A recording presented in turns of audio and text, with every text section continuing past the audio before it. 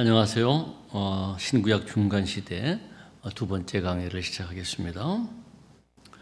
제가 첫 번째 강의에서는 왜 신구약 중간시대를 공부해야 하느냐라고 하는 그 연구의 필요성에 대하여서 말씀을 드렸죠. 그리고 이제 간략한 고대 근동의 역사와 또 이스라엘 역사를 또 살펴봤습니다. 특별히 이제 하나님의 백성이라고 하는 선민 계열을 이어온 유다의 멸망과 또 바벨론 포로 시대의 일들을 간략하게 살펴봤습니다. 포로지에서 그리고 유대 본국에서의 상황을 살펴봤는데요.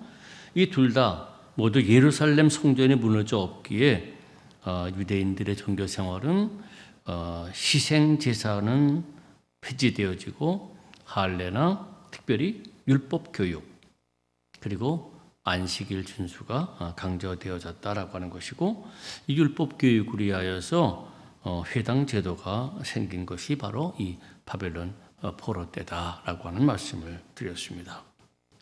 오늘은 이제 페르시아 통치 시대를 살펴보는데요. 페르시아가 바벨론을 멸망시켰던 해, 그 해부터 페르시아가 알렉산드리아에게 또 멸망되기까지 페르시아 통치 시대를 간략하게 살펴보도록 하겠습니다. 또 보내드린 자료를 좀 참고하시기 바랍니다. 바빌론은 기원전 539년입니다. 거기에 여러분들이 가지고 있는 원고에는 8년으로 되어 있는데 9년으로 좀 바꿔주세요. 기원전 539년 페르시아 우리 바사라고 우리 성경에는 또 곧잘 나타나요. 바사 왕 고레스에 의하여서 멸망하게 되죠. 그리고 이 고레스는 점령한 지역의 사람들을 해방을 시키는 특별한 정책을 썼는데요. 이 고레스는 바빌론의 포로로 붙잡혀 왔었던 유대인들도 고국으로 귀환시킵니다. 그것을 우리가 이제 고레스 칙령이라고 하는데 538년입니다. 그래서 이제 고레스 칙령에 의하여서 바빌론의 포로로 붙잡혀가 있었던 유랑민들이 고국으로 돌아옵니다. 특별히 고레스는 유랑민들을 돌려보내면서 너희들이 그토록 중요하게 여기는 예루살렘 성전을 재건하라라고 하는 명령까지 내리게 되죠. 그래서 이 고레스는 성전 기물 이런 것들도 전부 다 반환을 하게 됩니다. 그리고는 이때에 가지고 온 사람들이 바로 세스바살이라고 하는 굉장히 중요한 사람이죠. 이 세스바살의 주도 아래 예루살렘 바벨론에 의해서 가져갔던 빼앗겼던 모든 성전 기물을 전부 가지고 돌아오게 됩니다. 그리고 이어서 이제 다리오 1세, 다리오 1세는 고레스 다음에 감비세스, 그 다음에 다리오 1세입니다. 3대예요. 이 다리오 1세 때 제사장 예수아와 왕족 수룹바벨이 귀환하게 됩니다. 그래서 성전 재건을 착수하게 되죠. 그러므로 세스바살은 모든 성전 기물을 가져왔고 수룹바벨은 예루살렘 성전을 건축하게 됩니다. 이 성전 예루살렘 성전이 재건되려고 할 때에 사마리아 사람들이 성전 재건에 참여를 원했지만은 유대 사람들은 그들이 부정한 사람이라고 해서 거부하죠. 왜 여러분들 거부하게 되냐면 이 사마리아 사람들은 아시리아가 북이스라엘을 멸망시키고 이네들에게 혼혈 정책을 쓰므로 말미암아 거룩한 피가 혼탁되어졌다라고 해서 선민 계열에서 완전히 버림받은 사람들로 인정을 합니다. 그렇기 때문에 거룩한 성전 건축에 참여하는 것을 유대 사람들이 거부하죠. 그러나 사마리아 사람들이 성전 건축 기금은 또한 내게 됩니다. 이렇게 되자 사마리아 사람들이 성전 재건을 노골적으로 방해하죠. 그러나 학개와 스가랴, 그 당시에 활동했던 예언자와 이 학개와 스가랴, 요엘, 말라기 4명인데요. 특별히 이 학개와 스가랴가 굉장히 동료를 하게 됩니다. 그리하여서 주전 515년에 성전이 봉헌되죠. 이것을 수르바벨 성전 또는 제2 예루살렘 성전이라고 부르게 됩니다. 이 학개와 스가랴가 이와 같이 그 성전을 독려한 이유는요, 마침 페르시아에 여러 가지 그 반란이 일어나요. 이 반란과 소요가 일어나는데 바로 이거를 신앙적으로 해석해서 이제 여호와께서 통치할 때가 됐다. 그러므로 빨리 여호와 하나님을 모셔야 한다라고 하는 차원에서 독려하기 때문에 예루살렘 성전이 빨리 성전이 짓게 되어지게 된다라고 하는 겁니다. 이것으로써 성전 재건이 이제 성취될 수 있다. 즉 학개와 스가랴의 그런 협조 때문이죠. 스가랴는요, 특별히 다윗 계열인 수룹바벨 여호야긴 왕의 손자입니다. 이 사람이 다시 다윗 왕조를 회복할 사람이다.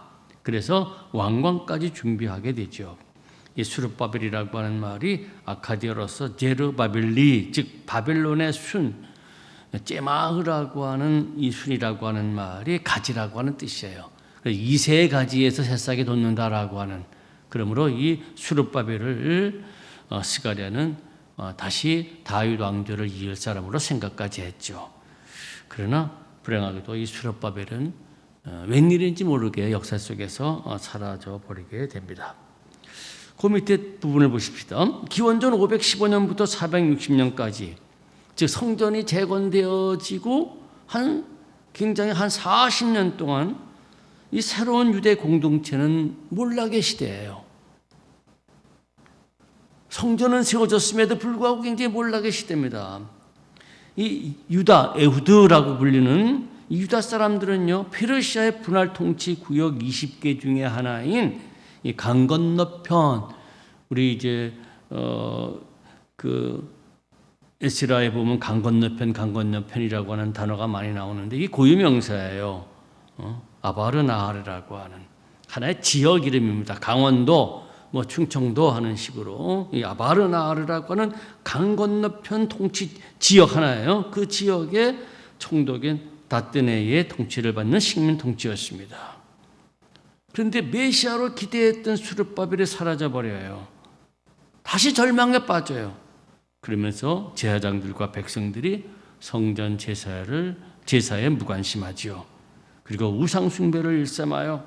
그리고 이방인과의 혼혈로 율법을 더럽히고 선민 의식을 상실하지요. 이 얘기는 뭐냐면은 특별히 모세를 통하여서 신명기 7장에 보면은 헤렘법이 강조되어져요. 즉 이방 사람들과 절대로 혼혈해서는 안 되는 건데, 불행하게도 수룹바벨이 사라진 다음에 유대 사람들은 그거를 무시하고 이방 사람들과 많이 결혼을 하게 되지요. 그래서 이제 에스라라고 하는 사람이 종교개혁을 일으키게 되는데요. 대제사장 아론의 16대 후손이며 율법학자인 에스라가 귀환하면서입니다. 이게 458년이에요. 귀환하면서 종교개혁을 일으키게 되죠. 이때의 가장 중요한 종교개혁은 이미 우리가 20과 공부할 때 살펴봤습니다마는 율법 강조해요. 선민의식을 강조하면서 이방인과 결혼한 사람들을 모조리 파혼시키게 되죠. 거기 에스라 9장부터 10장 또 느헤미야 8장부터 10장까지의 내용 보면 이방인과 결혼했던 사람들이 파혼됐던 내용이 많이 기록되어 있습니다. 이 에스라 말고 또 한 사람이 귀환하는데 아닥사스다 1세의 술관원이었던 느헤미야예요. 이 아닥사스다 왕은 다리오 1세 다음에 소위 아수로의 왕, 그 다음 사람이에요. 5대의 왕입니다. 이때에 그 아닥사스다 1세의 술 맡은 관원이었던 이 느헤미야가 귀환하게 됩니다. 느헤미야는 두 번 귀환하게 됩니다. 먼저 1차는 에스라가 458년이고 느헤미야는 13년 뒤 445년에 첫 번째 귀환하고요. 그 다음에 또 나중에 433년에 한 번 더 귀환하는데, 이 귀환한 다음에 종교 개혁을 일으키면서 하나님의 백성으로서의 순수성을 회복하죠. 여기는 기록하지 않았습니다만은 이 느헤미야가 한 일 또한 중요한 일이 하나 있죠. 그것이 바로 무너졌던 예루살렘 성벽을 재건한 일입니다. 그러므로 귀한 공동체에서 세 사람, 수룹바벨, 에스라, 느헤미야 이 세 사람이 중요한 역할을 했는데 수룹바벨은 예루살렘 성전을 재건했고요. 에스라는 종교 개혁을 일으켰고요. 그다음에 느헤미야는 예루살렘 성벽을 재건함으로 말미암아 다시 유대교를 일으킨다라고 하는 그런 말씀입니다. 그 밑에 나오는군요. 느헤미야는 예루살렘 성벽을 재건하고 유대 총독이 되어집니다. 비로소 유대 총독, 이방 총독의 종속과 관계에서 벗어나게 됩니다. 그런데 이 페르시아의 다리오 1세라고 하는 왕이 굉장히 전쟁을 좋아했던 사람입니다. 영토를 굉장히 넓히려고 했던 사람입니다. 그래서 여러 나라와 전쟁을 많이 일으키게 되죠. 그래서 이제 페르시아 전쟁이라고 하는 것이 시작되어지는데요. 492년에는요, 에게의 북쪽에 위치한 마게도니아를 원정하여 점령하게 됩니다. 마게도니아 기억하시기 바랍니다. 왜냐하면은 바로 이 점령됐던 이 마게도니아에서 나타나는 사람이 알렉산드리아 왕입니다. 또 이 그리스와도 전쟁을 하는데요. 이 그리스라고 하는 말, 시랍이라고 하는 말은요, 여러 나라를 한꺼번에 묶어서 이야기하는 겁니다. 도시국가들을 함께 이야기하는 겁니다. 이 대표적인 도시국가가 누구냐면 아테네, 스파르타 또는 고린도 등등 이 도시국가들이죠. 이 그리스의 원정을 오게 되죠. 제가 한 가지 적어놓은 것은 이제 마라톤 전쟁이라고 하는 것인데, 이 마라톤 전쟁에서 아테네라고 하는 자그마한 도시국가에 패배하게 됩니다. 군사력으로 보면은 수로 보면은 1만 대 12,000이에요. 그러나 병력으로 따진다면, 화력으로 따진다면은 1대 한 20 정도가 된다고 합니다. 요 아테네와 이 페르시아의 전쟁이 마라톤에서 일으켰던 이 전쟁에서 아테네가 승리하게 됩니다. 이거는 정말로 위대한 전승 기록이죠. 그때에 이 아테네 무명의 종사가 이 마라톤으로부터 이 아테네까지 달려와서 우리가 이겼다고, 우리는 이제 노예가 되지 않는다고 외치며 죽었다고 했는데, 그것이 이제 마라톤 400 얼마죠? 몇 킬로죠? 우리가? 예.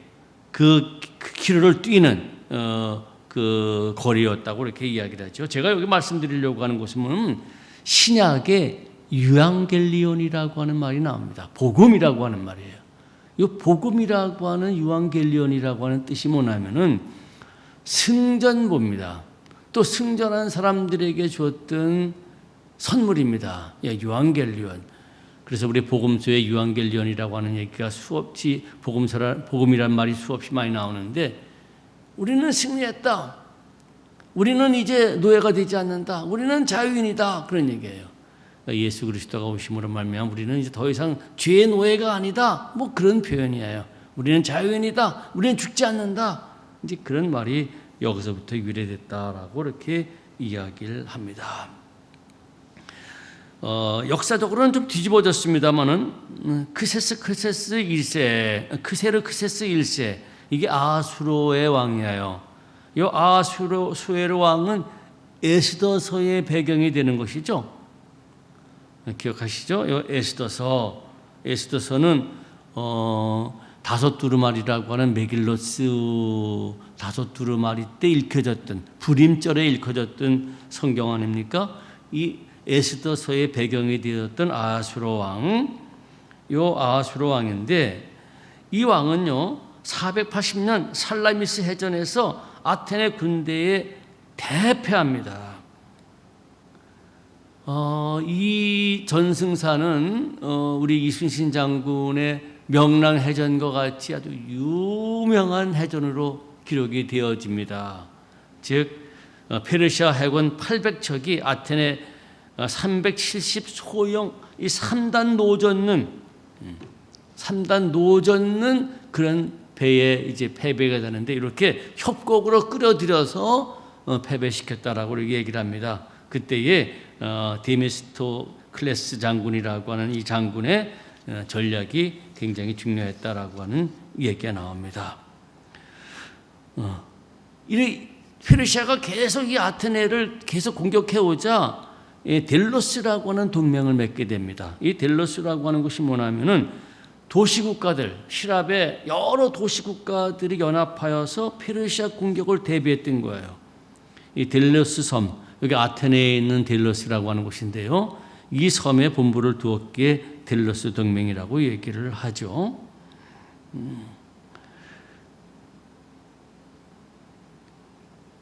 이와 같은 시랍의 그 델로스 동맹이 있으면서 그 페르시아 주변에 많은 식민 통치 국가들이 페르시아에 반란을 일으키게 되는데요. 대표적인 국가가 에집트입니다. 405년 아리우스 2세 사망을 기점으로 국내에 반란이 굉장히 일어나게 되는데 이때 이집트도 반란을 일으키고요. 아닥사스다 2세 때는 아미르테우스라고 하는 사람이 이집트 왕조를 세우게 됩니다. 그래서 다시금 고대 왕조가 새롭게 세워지게 되죠. 이 페르시아 제국의 운명이 자꾸 기울어지면서 유대인들의 종말 신앙이 더욱더 고조되어지게 됩니다. 이 종말 신앙에 대하여서는 세 번째 강의 묵시문학 때 좀 설명을 좀 드리도록 그렇게 하겠습니다. 페르시아 마지막 왕 다리스 3세는 이집트를 다시 정복하지만은 이미 국력은 쇠약해졌고요. 결국 마게도니아 알렉산더 대왕에게 정복되어지게 됩니다. 그러니까 이 마게도니아는요, 사실 페르시아에 점령되어졌던 지역이에요. 거기에 다시금 그 필립이라고 하는 알렉산더 왕의 아버지가 등장하면서 다시금 세워지게 됩니다. 유대인들은 종말을 이스라엘의 영광 중에 회복되어지고 세계 만방으로부터 유대인들이 돌아오고 우주적 사건으로 무신론적 세력이 멸망하는 사건으로 이해되게 됩니다. 묵시문학 세 번째 강의 때 좀 더 말씀을 좀 드리도록 하겠습니다. 자, 왜 이쯤 페르시아 시대를 살펴봤냐면은 이 페르시아 말 통치 말기 때에 유대교에 어떤 변화가 있었기 때문이에요. 그 말씀을 좀 같이 살펴보겠습니다. 에스라 느헤미야의 종교 개혁으로 이스라엘은 안식일 및 절기 등에 관한 율법 준수를 강조하게 되죠. 그리고 순수한 혈통주의를 강조하게 되고요. 인과응보 사상을 강조하고요. 성전 제사를 중요하게 여기는 유대교라고 하는 독특한 종교가 탄생되어지게 됩니다. 성전이 재건되었기 때문이에요. 이로써 이스라엘의 여호와 하나님의 종교는 이제는 율법을 문자적으로 지키는 종교로 둔갑이 되어지게 됩니다. 즉 율법의 의미, 내용, 율법의 목적 이거보다는 율법의 문자 그 자체가 강조되어지게 됩니다. 그래서 유대 종교는요, 유대인들은 이제 율법에 얽매인 군대와 같이 되어지게 됐죠. 그리고 율법은 원래 생명을 살리는 그와 같은 목적으로 이스라엘에게 주어졌지만은 이때부터 그 율법은 생명을 죽이는 것이 되어지게 됩니다. 그래서 율법주의라고 하는 겁니다. 율법 자체가 잘못된 것이 아닙니다. 율법을 어떻게 이해하느냐라고 하는 것이죠. 또 한 가지는 성전은 세워져서 성전 예배는 드려지지만은 그것이 제도와 형식에 강조되어지는 겁니다. 왜 예배를 드려야 되는지, 또 예배를 드림으로 얻어지는 것이 무엇인지에 대한 의미, 내용보다는 제도 그 자체, 형식 그 자체가 강조되어지게 되는 것이죠. 이와 같은 유대교가 탄생되어지는 것은 에스라의 종교 개혁에 의해서이기 때문에 주로 에스라를 유대교의 아버지라고 불리게 됩니다. 이때에 이 유대주의, 유대교에 반발하면서 쓰여진 세 권의 구약의 책이 있습니다. 이것을 우리가 반유대 문학이다라고 하는데요. 이 세 권의 반유대 문학은 유대교의 폐단에 대한 거부요, 고발을 위해서 쓰여진 책입니다. 첫 번째, 룻기라고 하는 책입니다. 앞서 말씀드렸듯이 에스라가 종교개혁을 일으키면서 이방인과 결혼한 사람들을 전부 다 파혼시켜서 가정이 파괴되죠. 룻기는 그거에 대해서 거부합니다. 즉 하나님의 이름으로 가정 파괴를 부정하는 것이죠. 다윗 봐라, 가장 위대한 다윗도 이방인의 피가 섞인 사람이라고 하는 것이 강조됩니다. 즉 모압 여인 룻과 보아스 사이에서 다윗의 할아버지 오벳이 탄생되게 되는 거죠. 그러므로 하나님의 이름으로 가정이 파괴되는 것, 또 이방인이라고 해서 선민 계열과 결혼하지 못하는 것을 거부하는 것은 옳지 않다라고 하는 사실을 강조합니다. 또 요나서입니다. 요나서는 유대 선민주의를 부정하게 되죠. 이 느느웨는 아시리아의 수도입니다. 이스라엘과 보면 철천시 원수와 같은 이 곳입니다. 그런데 이 느느웨가 요나서에 보면은 회개 한마디에 구원을 받게 되는 것이죠. 그러므로 이 요나서는 하나님은 이스라엘만이 아니라 온 우주의 하나님이라고 하는 것이고 하나님의 구원의 우주성을 강조하게 됩니다. 또 하나 이제 욥기입니다. 앞서 말씀드렸듯이 소위 인과응보 신앙이 강조되어지면서 우리가 고통받는 것들은 다 죄 때문이다, 잘못했기 때문이다. 우리가 다시 의인이어야지만 고통에서 해방받을 수 있다. 이제 그런 인과응보 사상이 강조됐는데 이 욥기는 그와 같은 유대교의 인과응보 사상을 부정합니다. 욥이라는 사람이 누굽니까? 순전하고 정직하여 하나님을 경외하며 악에서 떠난 우스 땅의 사람. 욥이 엄청난 고통을 받지 않습니까? 그러므로 욥기는 고통도 하나님에 대한 진로가 아니라 오히려 하나님의 섭리로 이야기를 하는 겁니다. 자, 이와 같이 이제 구약의 반유대 문학이 싹트게 되고요. 그 다음에 페르시아 통치 말기에 사마리아인들은요, 유대인들의 겁으로 성전 예배 참석을 못하자 바로 다리우스 3세 때에 그리심 산에다가 자체 성전을 세우게 됩니다. 요한복음 4장 19절 한번 보시면은 여러분들이 잘 아시는 것처럼 사마리아 여인과의 내용이 나오죠. 그때 사마리아 여인이 당신은 유대의 남자인데 어떻게 사마리아 사람하고 대화를 할 수가 있겠습니까? 그런 얘기가 나오고 네 남편을 불러오라 등등 얘기를 하다가 바로 이 사마리아 여인이 이런 얘기를 합니다. 4장 19절 이하에 보면은요, 여자가 이르되 주여 내가 보내 선지자로소이다. 우리 조상들은 이 산에서 예배하였는데 당신들의 말은 예배할 곳이 예루살렘에 있다 아니다. 여기서 이 산이라고 하는 것이 바로 그리심산입니다. 이 그리심산은요, 이제 커비넌트 리뉴얼이라고 해서 계약갱신이라고 해서 모세도 그렇고 여호수아도 그렇습니다. 세겜이라고 하는 땅에 보면 북쪽에는 에발산이라고 하는 산이 있고 남쪽에는 그리심산이라고 하는 산이 있습니다. 백성들을 둘로 갈라놓고는 율법을 읽어주고는 그 율법에 잘 지키면은 축복이요, 잘 안 지키면은 저주받는다라고 하는 하나님의 말씀을 다시 한번 새롭게 갱신할 때에 바로 세겜이라고 하는 곳에서 했는데 축복을 선언했던 곳이 바로 이 그리심산입니다. 그래서 사마리아 사람들은 이 축복의 산에다가 자체 성전을 짓게 되죠. 또 이 페르시아 통치 말기에 제사장 문서, 이 피자로라고 하는 것이 형성되어지게 됩니다. 창조가 6일간에 이루어졌다든지 또 안식일에 대한 얘기가 나오든지 또 족보가 많이 강조되어지는 제사의식이 강조되어지는 이 피문서, 창세기 1장이 이제 피문서의 대표적인 것인데요. 이 문서들이 형성되죠. 그 다음에 또 역대기서가 편집되어지게 됩니다. 이 역대기서는 다윗과 솔로몬의 치적을 찬양하는데 이 다윗과 솔로몬이 누구냐면은 예루살렘 성전 건축을 준비하고 완성했던 사람입니다. 그래서 이 성전이 재건되어진 다음에 이 하나님의 거룩한 거처인 이 성전 건축을 준비하고 완성한 이 두 분을 굉장히 지적을 하게 되죠. 그리고 이 역대기에는 북이스라엘에 대한 얘기는 전혀 나오지 않습니다. 추한 사람들이라고 완전히 배척되어지는 이 역대기서가 그때에 편집이 되어지게 됩니다. 이 역대기서는 성전 제의를 강조하고요, 순수한 혈통인 유대인들이 하나님의 백성임을 강조하게 되죠. 마지막으로요. 시편이 구약의 시편이 이때에 편집되어지게 됩니다.